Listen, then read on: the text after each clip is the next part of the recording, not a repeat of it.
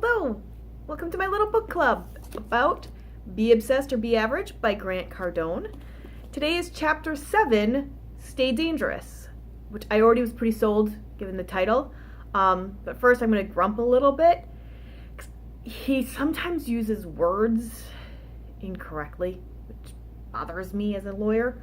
So for example, he talks about staying dangerous, but he doesn't use it properly always. He often uses it as a synonym for being risk tolerant. And I don't think being dangerous is the same thing as being risk tolerant. They can be related, but they are not the same thing, and he conflates them a lot. So beyond that, I enjoyed a lot of the chapter. He talked about how it's really important to try new things, to get out of your comfort zone, even get out of your hometown, try new experiences, meet new people. A theme that happens a lot is if you're the smartest person in the room or you know everyone in the room, you're in the wrong room, which I really liked.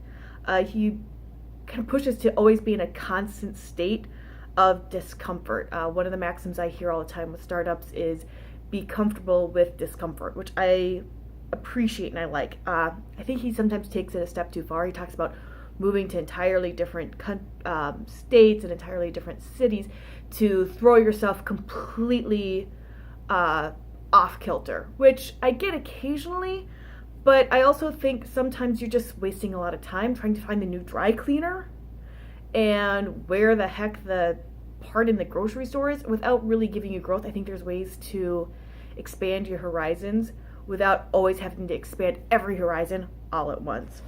But I do like the idea of always trying to do something new and pushing yourself and finding ways to be uncomfortable so that way when something comes up, you're not afraid to take that leap. So I really enjoyed that. One of the things he also talked about was you don't have to be popular, which I agree. Not all of your things have to be something that everybody will love. Sometimes his example that he used was actually kind of being jerky. I don't think you have to be that, but I do like the idea of you don't always have to please everybody. He discusses a lot about investing and diversification. I'm not going to get into that.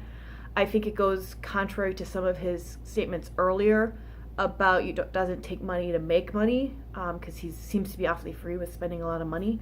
But I'm focusing on this on more of building a business and less about investments. So there's certainly a thing in there.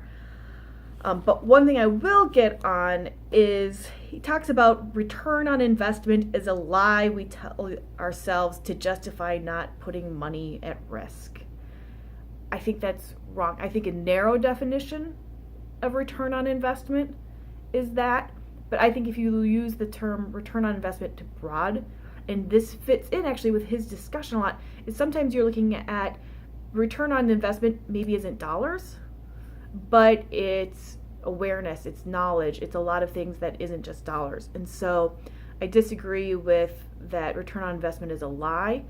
But it's a lot like statistics. It can be what you want it to be. So when you're spending money, look at maybe a broader approach than just, is this dollar going out bringing me $2 back in?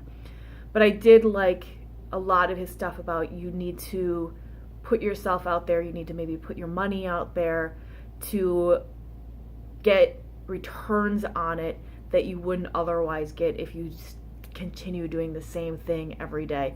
You'll never expand, you'll never grow, and part of growing a business, of course, is growing.